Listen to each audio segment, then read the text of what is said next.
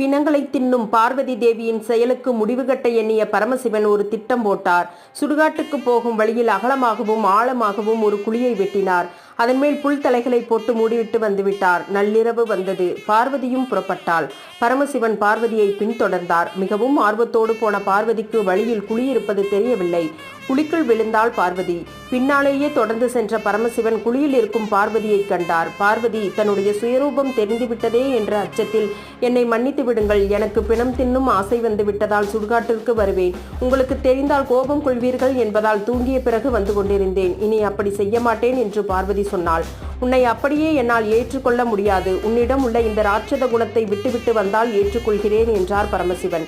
அப்படியே செய்கிறேன். இந்த குழியிலேயே என்னுடைய மற்றொரு உருவை விட்டுவிட்டு வருகிறேன் என்றார். பார்வதி வெளியே வந்ததும் அந்த குழியை மூடினார் பரமசிவன். இன்றும் புதையுண்ட பார்வதியின் சக்தியான காட்டேரி பூமிக்கடியில் இருப்பதாக நம்புகின்றனர்.